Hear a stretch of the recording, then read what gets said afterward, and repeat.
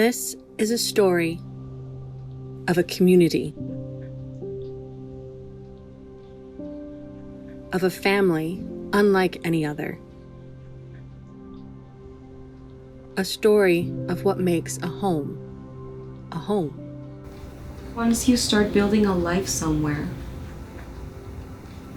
once you make those friends and make those connections and get to know people, once you build those relationships within your community, then you're home.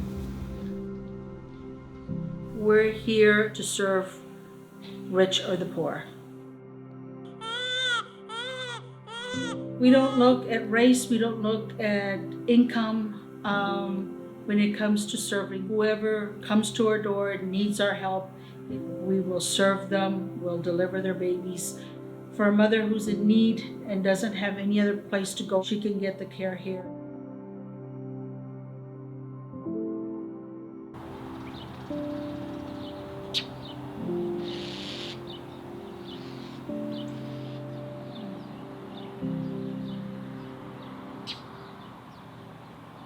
Farm to Market 88 back in the 1980s was a 2-lane street, one going north and one going south.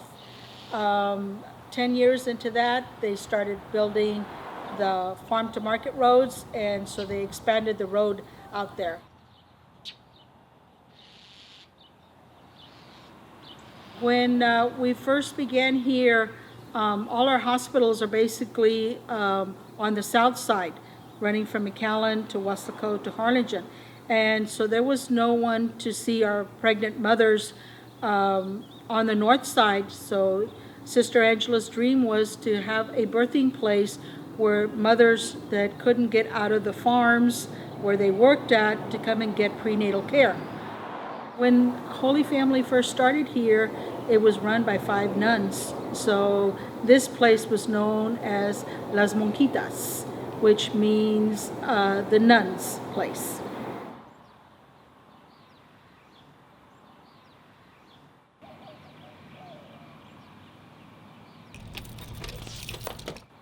My name is Maria Luisa Peña. I've been at Holy Family for 35 years now. It was on a Sunday back in February of 1984. And I happened to go to church, and during the service there was a break, and the priest told us that there was some midwives that were sisters that were opening up a clinic here in Weslaco. And I actually had a sister who was 7 months pregnant, and she needed prenatal care, and we didn't know any of the doctors here in the valley. So we came down here that Sunday afternoon, and we spoke to the sisters, Sister Angela and Sister Mary, about maybe getting care for my sister. They invited us to come in and do some in-kind work for 2 weeks to pay off some of the bill, because it was going to come out to like $700. So we started coming for 2 weeks. We did painting on the buildings. We did sanding of the cabinets in the kitchen and varnishing. They liked the good work that I had done the first couple of weeks that I was here, and they offered me a job. And so I came and I started coming in once a week, and I cleaned. And from there, it went to 2 weeks and 3 weeks, and eventually I was here permanent. And I haven't left since then. I've stayed, and it's my home, my second home.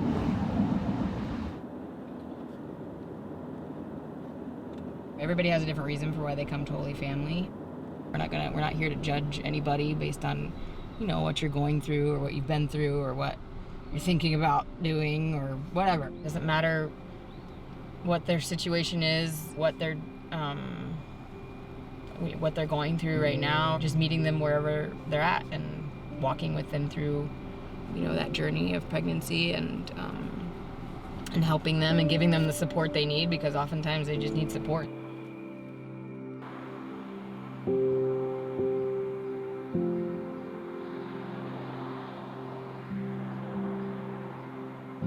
I love the shirt, and it's just a great shirt. It says midwives help people out. And the funny part about that little saying is I got a bumper sticker once when I was in midwifery school that had the saying on it. And I just thought, oh, midwives are good people, you know? I totally missed the joke that midwives are helping people out. So yeah, I love this little phrase. One of the things I've loved about being at Holy Family, and something I was hoping for when I came here, was to be able to just kind of soak up the culture of natural birth. And that not only teaches us like a lot about being a good midwife, but also just how to live a happy, more peaceful life. When you're at a birth and you're with a laboring family for that whole experience, labor, delivery, postpartum, it's a lot of just being present, a lot of quiet affirmation, a lot of being in touch, being in tune with what's happening with the people in the room. And it just makes you learn how to be so much more present in life. And that has been just the most beautiful thing for me, and something that I don't want to leave. The reason why I keep wanting to stay longer is because I'm learning so much about natural birth and about how to be the best, most attentive, most selfless midwife that I can be. The best thing about being here has just been the sense of community. You're living here with a bunch of midwives and nurses. You're really immersed in your patients' lives and building relationships. We work a lot here. Sometimes it feels like we're kind of always working. We're on call a lot of the time. And that kind of makes you have to be super committed to what you're doing and be constantly learning more. It's a very unique lifestyle being a midwife. One of the things that I love is how unpredictable your schedule can be day to day and how it keeps you on your toes.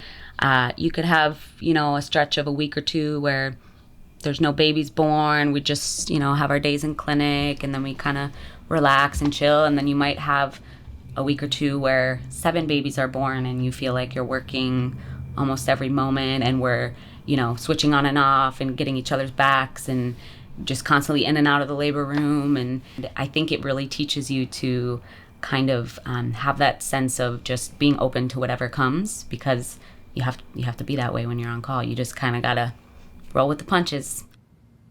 Some of my closest friends in the Valley were patients from before that. I saw them through their pregnancy, caught their babies, and now we're close friends. And I think that's just a special aspect to the life here that you don't get to see in a lot of places. We're here at Soraida's Zumba class. Soraida's a beloved Zumba teacher in the Valley. She taught for like 7 or 8 years at a place right down the street from Holy Family. So over the years, Holy Family volunteers have come to her classes. And it's a great way to just be connected in the community, stay healthy. A lot of these women have been doing classes together for 9-10 years, and it's a really tight-knit, like a family community. And also many of the women that we do Zumba with here had their babies at Holy Family. So it's really special. Just actually last week I had a visit with one of them. So it's a good way to be part of the community and continue the Holy Family love outside of work.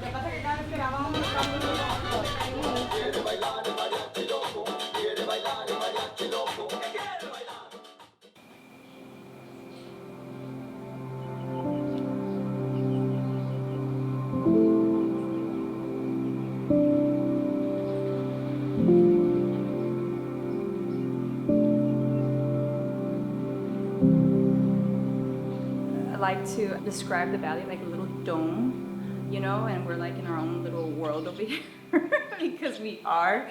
Sometimes we're like a step behind everywhere else. I like to think, and sometimes that's not necessarily a bad thing. When you come to the valley, you're always going to feel like that sense of like family, because family here and is still very much a big and important part of our culture. It's a different community. Obviously, there's our community is made up of like large percentage of Hispanics. So when you come to the Valley, you're going to see that like 80+% of our population is Hispanic.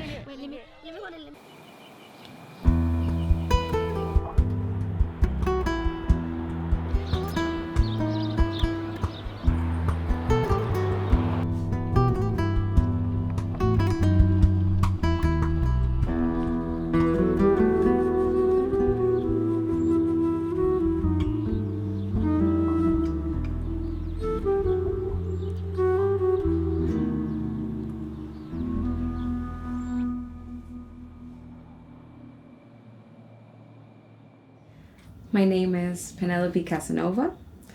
I'm originally from Mexico City, and I moved here to the Valley about 10 months ago. I'm a mother of 3. My 3rd baby was born here. Her name is Emilia Martinez Casanova. I had to uproot my family from Mexico because the situation there has become very unsafe. When we moved here, very shortly after, I discovered that I was pregnant with Emilia. And it's been hard. Financially, it's been very difficult. We had to find new jobs, new home, new everything, and all of that entailed many, many expenses. And the care that I was able to find here, I would not have been able to afford if it weren't because the midwives who took an interest in me and my family and how I was feeling and just made me feel safe. Hey, let go, slide down.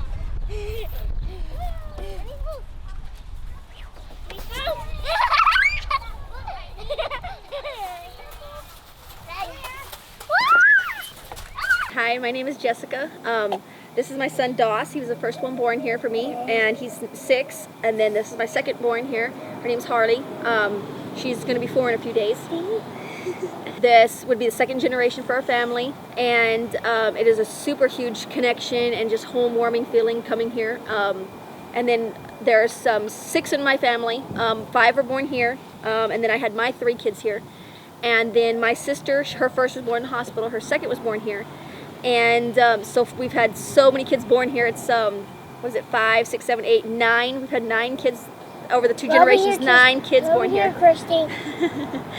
But it's pretty much home. It's our second home, of course, because we've been here multiple times.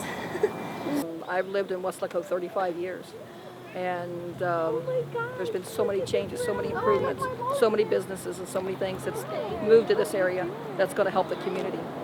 And this has been here since then, and this still feels very,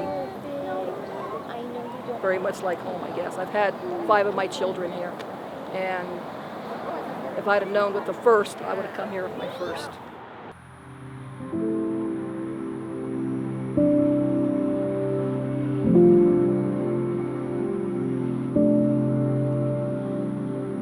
Running a nonprofit, it's a whole other set of challenges because you want to provide people with the best care that you can provide them with, and the standards, the same standard of care that you would find anywhere else. And of course, we still have to have the same equipment and medicine and medical supplies, and the facility needs to be sufficient to provide these services. But you're not going to get the same revenue that you would running a regular clinic. And so that's always been, from the get-go, that's always been a challenge at Holy Family, and I would imagine that it is running any other nonprofit.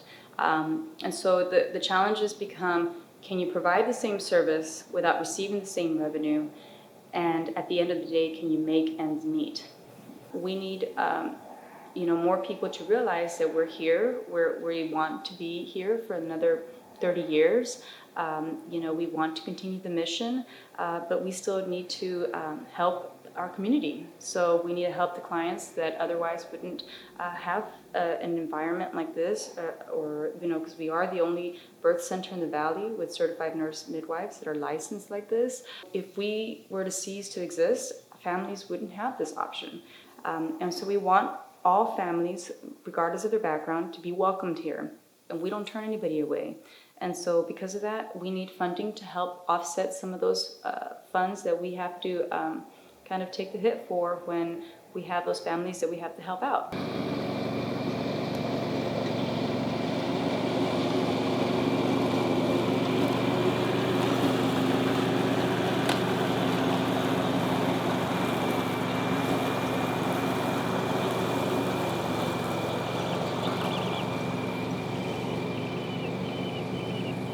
For a lot of our clients that are poor, this to them is luxury because they don't have this at home. A lot of our families are big families, and they'll crowd 4 or 5 people in one bedroom. They share 2 or 3 people in one bed.